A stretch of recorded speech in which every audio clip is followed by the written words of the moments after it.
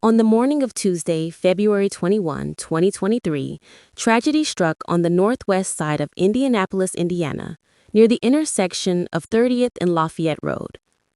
The victim was 40-year-old Jane Waughfield, a hardworking businesswoman who owned a tire shop and was well known in her community for her independence and strong personality.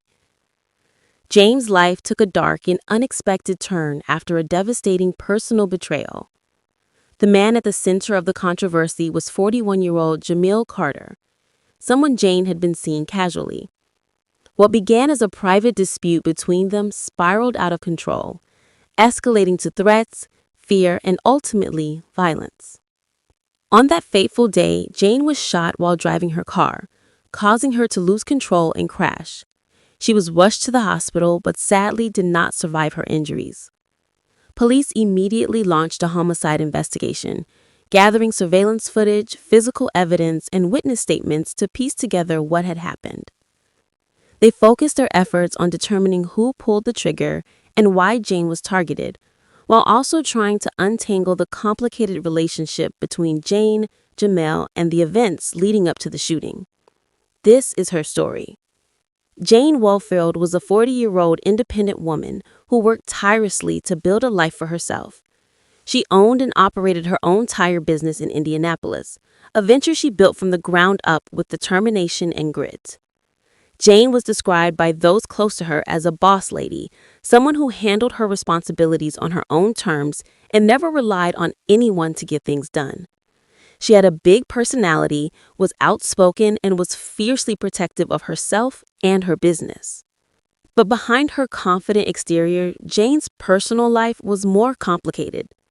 She was involved in an on-and-off relationship with a man named Jameel Carter, Sr., 41, whom she saw casually. Their relationship wasn't exclusive, but Jane believed they had a level of trust and honesty. Sadly, that trust would be shattered in the most traumatic way imaginable.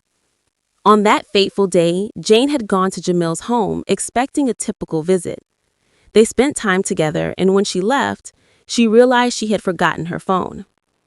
She drove back to retrieve it, calling both her phone and Jameel's, but got no answer. When she arrived, she found the front door unlocked. Jane walked inside, and what she saw next left her utterly shaken. Inside the apartment, Jane discovered Jameel with another man in an intimate situation. The shock was compounded by the fact that Jameel had previously introduced his man to her as his cousin. Jane was devastated and furious.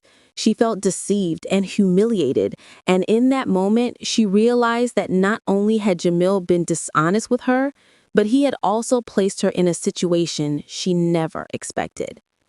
As she processed what she saw, Jane claimed that the two men became aggressive toward her. Fearing for her safety, she ran out of the apartment, grabbing her phone on her way out. Shaken and traumatized, Jane got into her car and immediately went on Facebook Live to share what had happened. In the video, she tearfully detailed the discovery, expressing her disgust and fear. Jane claimed that after she confronted Jameel, he and the other men threatened to kill her to keep her silent. On the live stream, Jane was clear.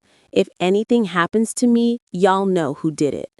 She accused Jameel of deceit and warned her viewers that she believed her life was now in danger. Jane also posted several follow-up messages on social media, making it known to everyone that she was not going to keep what she had witnessed a secret. Later that same day, Jane's worst fears came true. As she drove through the northwest side of Indianapolis, she was chased by an unknown vehicle. Witnesses reported hearing gunshots moments before Jane's car crashed violently near the intersection of 30th and Lafayette Road. Surveillance footage later confirmed that Jane had been shot while driving, which caused her to lose control of her vehicle. Her car spun out of control, colliding with another vehicle in the turn lane. When first responders arrived, they found Jane unconscious and critically wounded inside her car. Despite being rushed to the hospital, she tragically succumbed to her injuries shortly after arrival. The man driving the other vehicle was also injured but survived.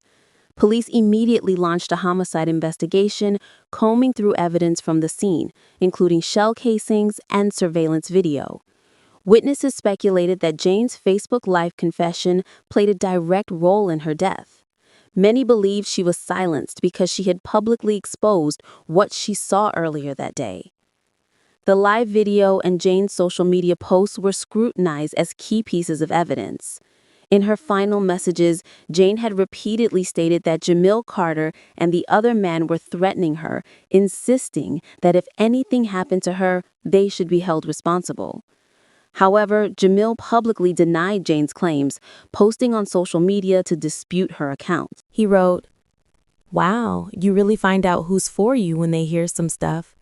It's always the first side of the story that gets believed. I don't owe y'all no explanations." Despite his denials, suspicion around Jameel grew. Shockingly, just days after Janae's murder, Jameel himself was ambushed and killed in a separate shooting on Holmes Avenue. His death added even more complexity to an already tangled case, leaving investigators and the community with more questions than answers. The case sent shockwaves through Indianapolis. Many residents were horrified that Janae's public cries for help seemed to have been ignored until it was too late. Witnesses who saw the crash expressed their grief and frustration over the rising violence in the city. One witness said, "We need to stop this. It's not like the old days when people looked out for each other. Now it's just chaos." Janae's live video quickly went viral, sparking heated debates online about relationships, betrayal, and safety in the age of social media. Some criticized her decision to go public, while others praised her bravery for speaking out despite knowing the risks. To this day, no one has been arrested for Janae's murder. Police have urged anyone with information to come forward, emphasizing that even small details could help them solve the case. Theories continue to swirl. Some believe Janae's death was a direct retaliation for exposing Jameel and the other man. Others suspect there may have been unrelated personal conflicts that led to her being targeted. With Jameel's own murder occurring so soon after Janae's, many think both deaths are interconnected, possibly as part of a larger effort to silence those involved.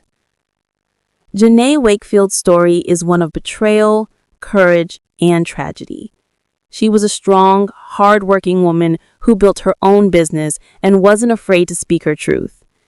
In her final hours, she fought to make sure the world knew what she had experienced, and to ensure that if anything happened to her, her story would not be buried. Her death has left a void in her community and among her loved ones. As investigators continue to search for answers, Janae's Facebook Live remains a haunting reminder of her final plea for justice. Until her killer is found, her story serves as both a warning and a call to action. That silence in the face of danger can be deadly, and that every voice deserves to be heard.